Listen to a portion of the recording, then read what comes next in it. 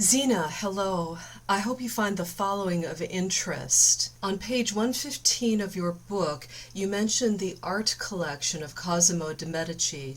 My own contact is a descendant of the Medicis, as well as being of a Templar family. I believe that your pellets were obviously Cistercian, Templar, and perhaps, as you note, out of the Holy Land. The Medicis, I believe, formalized the pellets, the indents, in their own family crest. It's always been an academic mystery as to what does their shield mean? Where does it come from? It has been surmised that maybe one of their early medieval members was perhaps a physician, and that these balls are medicine pellets. I don't think that's true. I've always thought there was something going on with the Medici shield.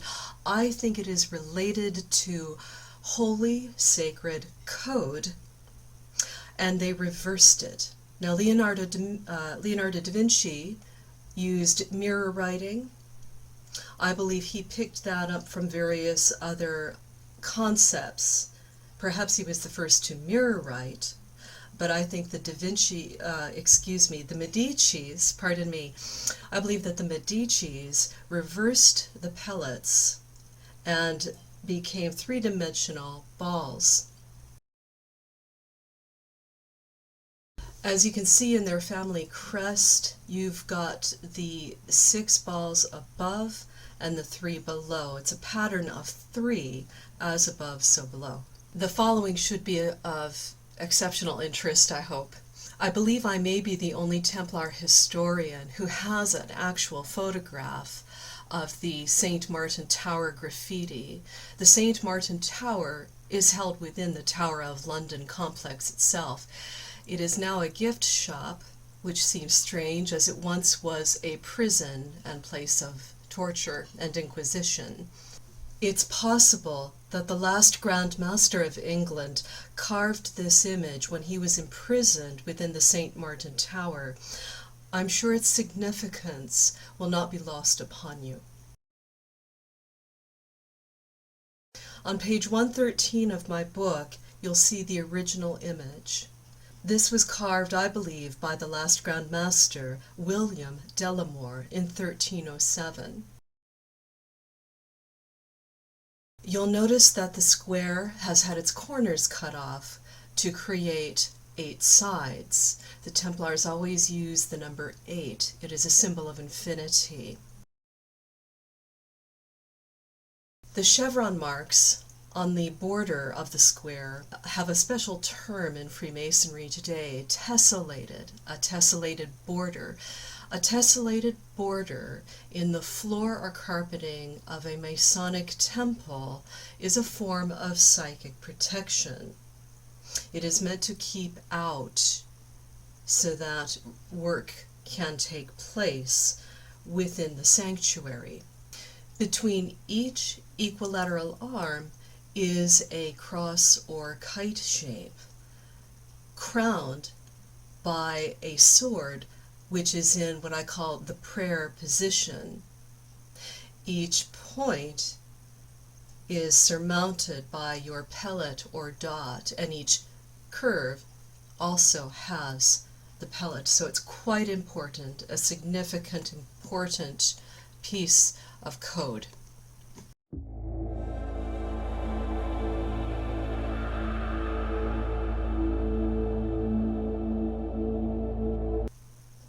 I believe that what you're looking at is the key row. You'll notice the cross, the X, surmounted at the top by the sword in prayer position. That stands in for the XI monogram, or the P in the key row. So this Templar Grand Master was very important, knew his codes, knew his business, and knew the significance of the hooked X and the key row and the secret behind the Jolly Roger. Zena, on page 179 of your book, you mention the Shropshire Caves as being Templar. Their use of the pellets in a very big way, large diameter, is interesting in light of your connection with the pellets and code. The Shropshire Caves, I can verify through my own source, is indeed Templar. You might be interested in my blog on the subject at thesecretdossier.co.uk. I have since found a floor plan of the Cainton Caves, the Cainton Church, I should say. The Cainton Church is circular in form.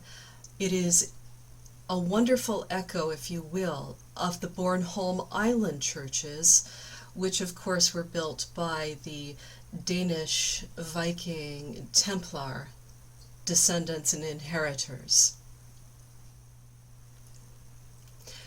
Zena, this might be of interest to you. By the way, I live on the Isle of Thanet, T-H-A-N-E-T, Thanet, in southeast England. I believe I have found a hidden, lost Templar soldier, scholar, master, and inventor of the 13th century.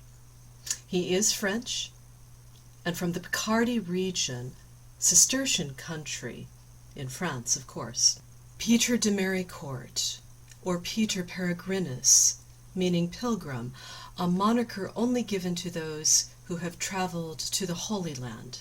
He is described by his famous student Roger Bacon as being the one man in all of Europe who understood perspective and mathematics. Who is Peter de Maricourt?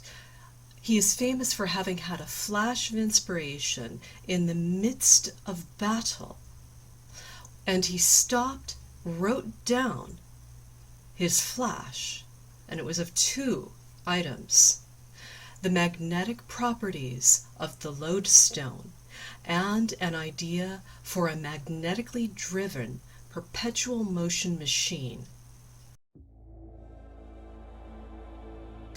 What you are seeing currently is a reproduction from the 16th century, a German manual describing the discovery of Peter de Maricourt.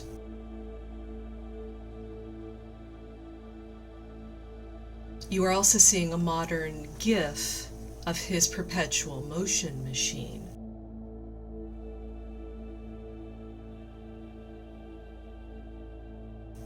I understand they're from the 17th century, but is this knowledge that has been passed down and inspired your device?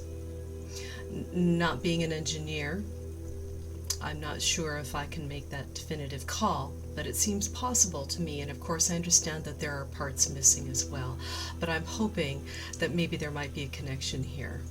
I'd like to stop now and just read two quotes out of my own book, straight out of the mouths of de Maricourt and also Roger Bacon. You can find that on page 173 and 175. So here it is, in Peter de Maricourt's own words: "You will be able to direct your steps to cities and islands and to any place whatever in the world." A very exciting proposal, I think. And this is de Maricourt's student, the famous Roger Bacon. "Machines may be made by which the largest ships, with only one man steering them, will be moved faster than if they were filled with rowers. Wagons may be built which will move with incredible speed and without the aid of beasts. Flying machines can be constructed in which a man may beat the air with wings like a bird. Machines will make it possible to go to the bottom of the seas and rivers."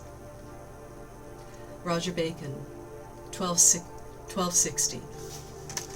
I think he was just a wee bit fired up by de Maricourt's vision of the future.